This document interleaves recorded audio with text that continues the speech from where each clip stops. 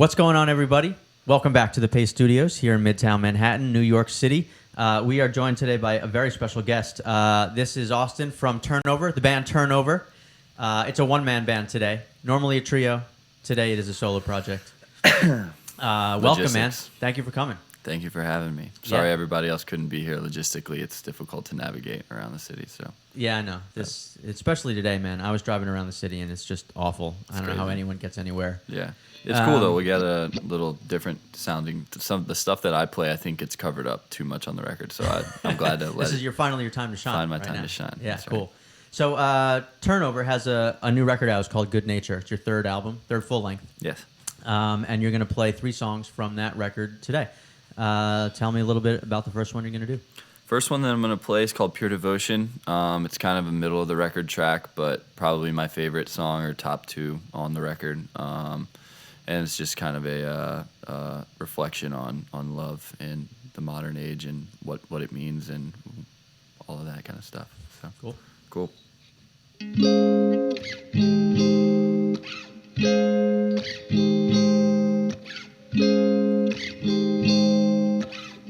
For now you love me while my face is young and body strong.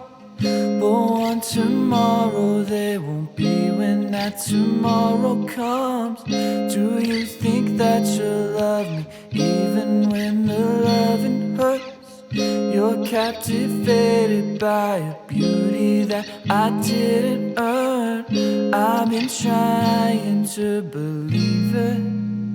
Man, I mean it when I say that it is only worth it if it's real enough to trust.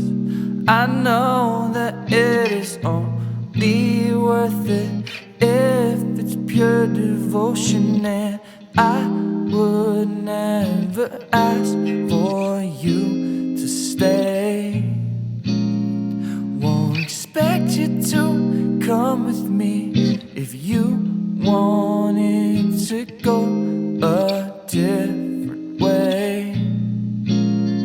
Then I'll give you whatever you need.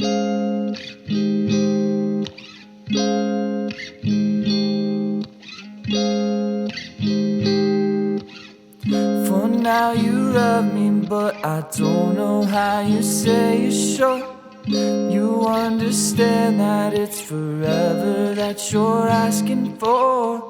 I'm done enough to know when I should learn from old mistakes, and felt enough to know how quickly what I feel can fade. I've been trying to believe it. Man, I mean it when I say that it is only worth it if it's real enough to trust. I know that it is only worth it if it's pure devotion, and I would never ask for you to stay. Won't expect you to come with me if you wanted to go a different way.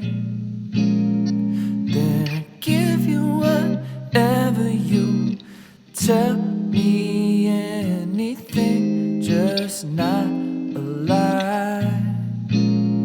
I won't try to control this. I mean it when I tell you it's not worth it unless it's pure devotion.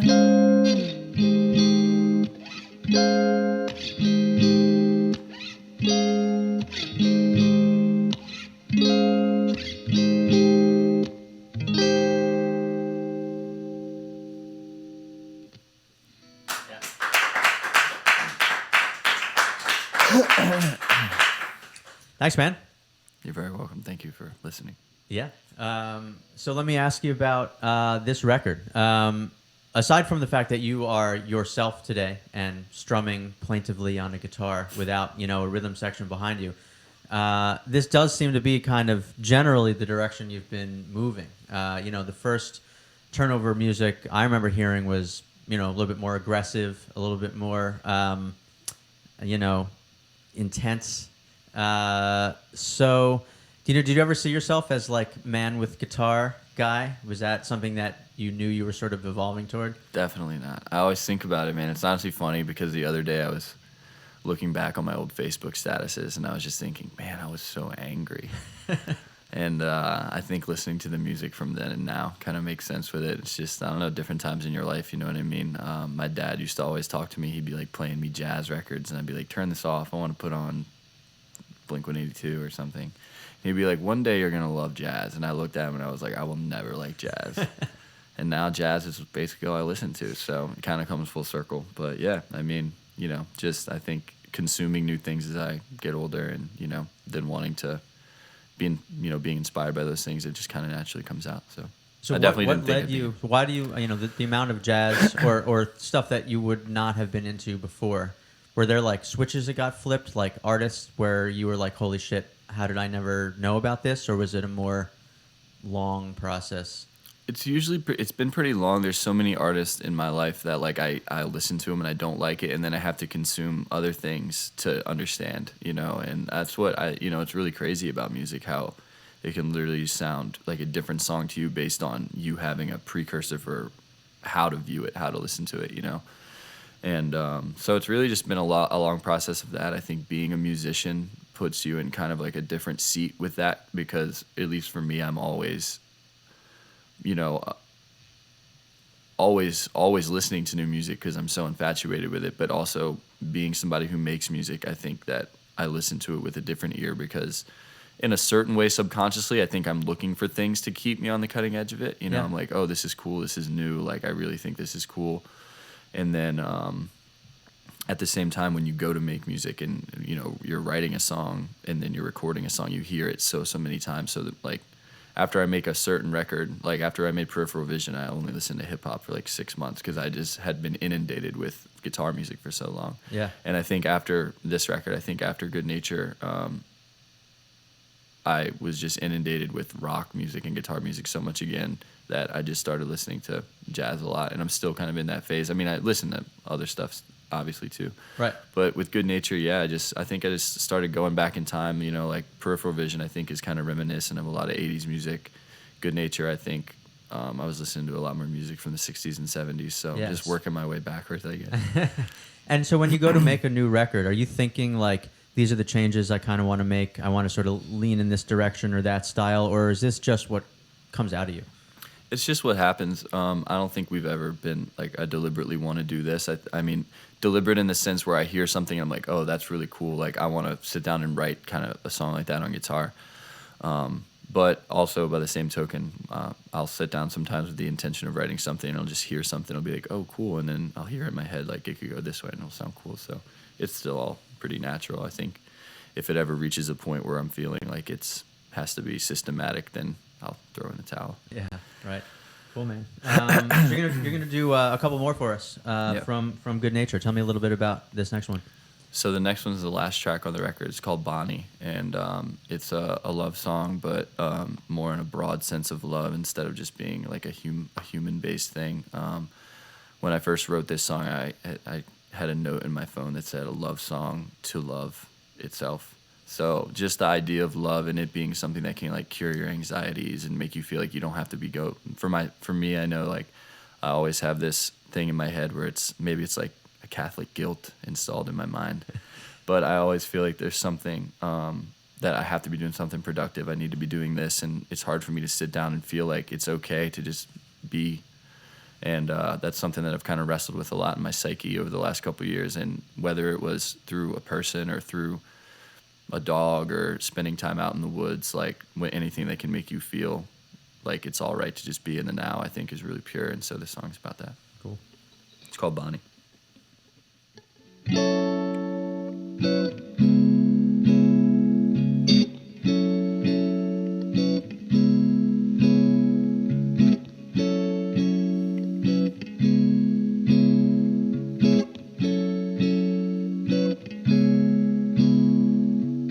You overanalyze things when I don't need to. And you always remind me that it doesn't have to be like this, but it's a lot to take when every day there's new distractions. Doesn't have to feel like this. You know I'm tired of saying what I think I need to say. And even though you aren't always sweet, you are all the sweet it ought to me.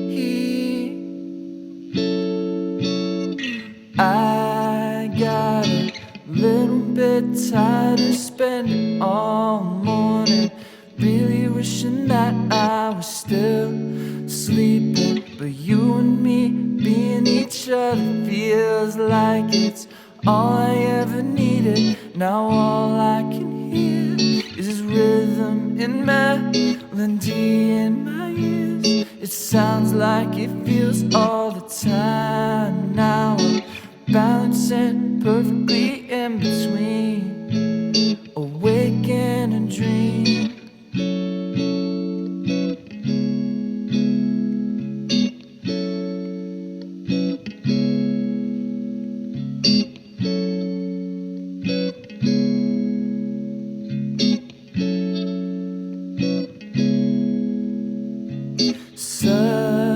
Subtly moving around my eyes, the electricity traveling up my spine. Now there's a heat in my chest and ringing in my ears. I can't explain this new sensation. It kind of feels like falling, but what's underneath me soft as velvet, and I'm fading into the expanding of my chest. Moving with the rhythm of my breath. I got a little bit tired of spending all morning really wishing that I was still sleeping, but you and me being each other feels like it's all I ever needed. Now all I can hear is rhythm and melody in my ears. It sounds like it feels all the time. Now I'm balancing perfectly in between awake and a dream.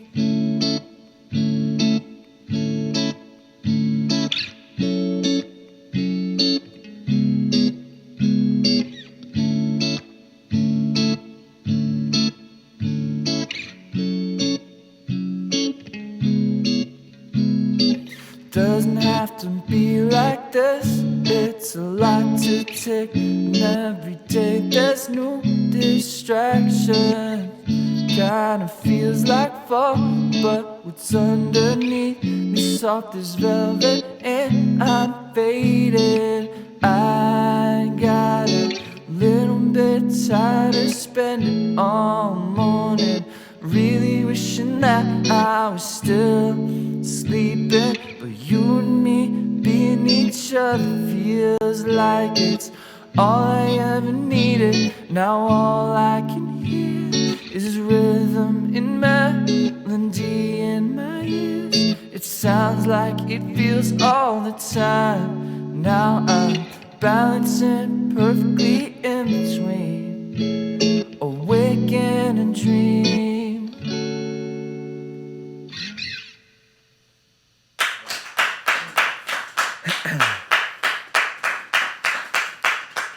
Thanks, man. The crowd goes wild. All 9 of us. Yeah, all 9 of us. That's right. That's a generous estimate, I think. So the other thing about this record that I wanted to ask you about is I know you guys have been a Virginia band But I think you recently moved to California, or at least went to California for Yeah, an I extended. moved there in May. You moved there in May. And at what point were you recording and writing this? Right around that time or after? No. We recorded Good Nature in the fall of 2016. Finished it fall in December. We were touring in the time too, but it began in October and finished up in like late January. Not in there for one period of time, but throughout that period. Right. So the move was after the record, because it's funny because the record sounds a little California, a little Southern California, kind of got that like sun-dappled groove to it. Yeah. Was that in your mindset? Were you like, I'm going to California? It's just a matter of when? Yeah, I mean, I've ever since we first like toured there, I've been kind of infatuated with it, like the northern redwoods and stuff, especially. Yeah. And I've taken a bunch of trips there, extended periods of time in specifically Northern California, like is where I would say my heart was when I was writing the record. But yeah, I had a couple just real intense experiences in like the redwoods and felt a large attachment to them and had just special experiences with people there. And so I would say that was definitely an influence on the record. I think there's at least one lyric on the record I can think of that kind of mentions it specifically, like it's like a finding religion kind of a thing, or a different religion, maybe another religion. Yeah. So yeah, I mean, are there, is there a tradition of like California? You said you were listening to music for this one that is a little older, 60s and 70s stuff. Is it that kind of like West Coast, 70s kind of, not soft rock, but you know what I mean? The rock of California in the 70s. Yeah, definitely. I specifically the song that I'm about to play, Supernatural, is the one with that lyric in it, and it's definitely about it's kind of a snapshot in time of a trip with my girlfriend in that area, San Francisco, headed north into the redwoods, and we basically just were listening to the Pet Sounds and Simon and Garfunkel and Crosby, Stills and Nash and stuff like that. And so there's definitely a large element of that kind of like, the folk scene and psychedelic rock scene from the 60s and 70s that I'm trying to channel on the record for sure. Was there a time when you were younger when you would have like, been appalled at the thought of being influenced by Simon and Garfunkel or Yes. Yeah. Definitely. When I was definitely that time when I would have thought that was for old white guys only. Yeah. And now you're like a, slightly not quite middle-aged white guy. Right. So you have plenty of time to get to the even more outrageously, we'll see. Yeah, I'm going to eventually just be listening to, like, world music or something. My kids are going to be absolutely appalled. They're going to be like, you're such a loser. It's going to be like James Taylor 24/7. Exactly. Yeah. I love James Taylor, so I'm already there, I guess. Yeah, right. I mean, was this stuff also, like, was your dad into, or the people, when you were growing up, he listened to a lot of jazz. Was this music on in the house as well, or is this all your kind of personal journey? I definitely had it influencing me growing up from different spheres. Like my dad was into like jazz stuff and old like rock, like usually like heavier stuff like Led Zeppelin. But my mom is like one of 7 brothers and sisters, and her oldest brother was like at Woodstock and like was in like a Beatles style band and loved Simon and Garfunkel and Bob Dylan and would always play me that kind of stuff growing up. And they're also like crazy history buffs, so they would always be telling me like the history of Pet Sounds and how it happened. And so it was always kind of like this weird, it's probably contributes to the romantic vision that I have of rock and roll, hearing it from them when I was young. And but I never, like when I was young, the romance for rock and roll to me was like Blink-182, like punk stuff, like, and even then when I found getting into like more underground like punk and hardcore, like I thought that was awesome in its own right, and I still do think it's awesome in its own right. So it's just kind of crazy how it was an influence on me without even knowing it. Maybe like I would say that having that stuff when I was younger maybe even pushed me further from it. Yeah. But so I'll never be able to say whether or not I would have found it without that influencing me. But yeah, I mean, it's just it's hard for me to kind of track down where I think I probably like got into it from listening to modern bands that I liked and then being like, oh, what do these guys listen to? Right, you know, and kind of tracing it back. Yeah. Yeah, you were mentioning that earlier, how you can sort of hear something and not appreciate it until you have a certain context for it. exactly. Yeah, it's cool. Yeah. So you're going to do one more from Good Nature. I think we already set it up. We set it up. Yeah, what Supernatural. is Supernatural? Yeah. It's the one, different version. So we'll see how it goes.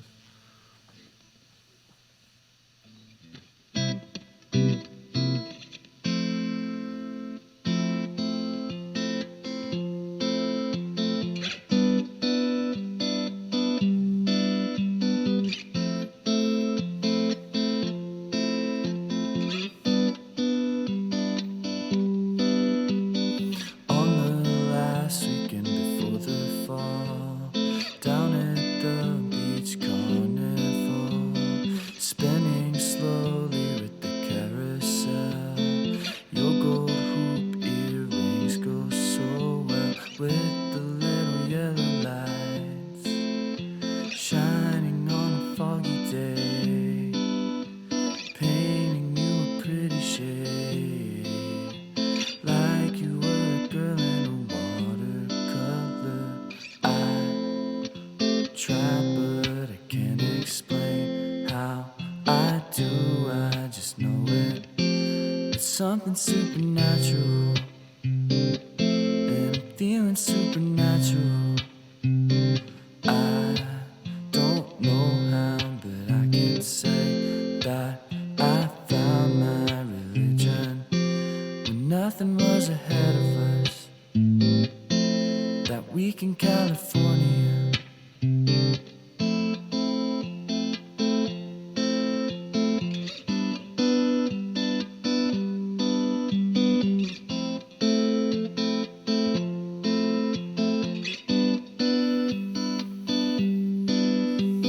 hold on, won't the water be too cold?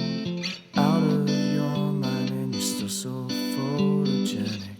I like the lighting on the light at sundown. We've done too much to ever go back to the way it was.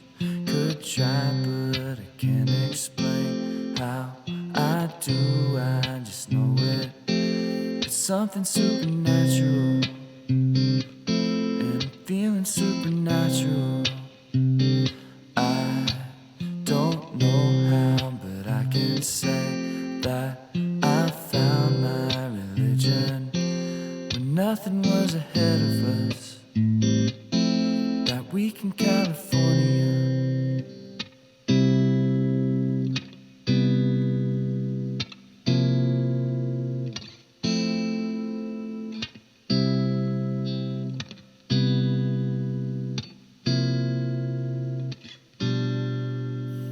Maybe I imagined it being so good. Man, it seems like everything I remember doing. Yeah, we were in a cloud, and I can't tell if it's in my head or San Francisco. But I could try, but I can't explain how I do. I just know it. It's something supernatural, and I'm feeling supernatural. I don't know how, but I can say that I found my religion when nothing was ahead of us. That week in California.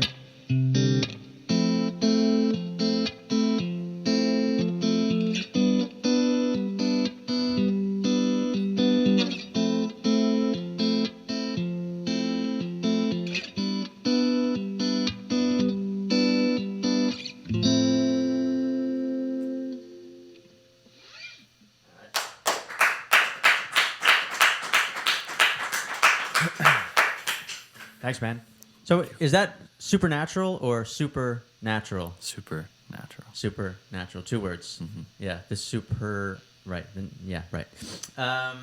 So that is the first track on the album, I think. Right. Yeah. First single, and yeah, it's a great song, and it does give you that real. I mean, you definitely are evoking what I think the visual is maybe in your head certainly comes across.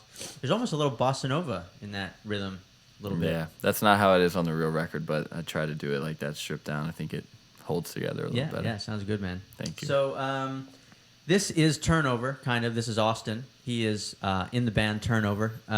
They have a new record. It's called Good Nature. It's their third album. You guys are in, I think, Manhattan tonight. At Bowery. At Bowery, and then Music Hall of Williamsburg tomorrow night. Yes. Yeah, and there are more dates to find. Turnovermusic.net is where you can find them. That's right. And definitely pick up Good Nature because it is a good record. Thank you. So Austin, man, thank you for coming to Paste today and playing for us. Thank you all for having us. Having me. It's been wonderful. Yeah, pleasure is all ours. Please come back and play again for us anytime. All right. I will. All right.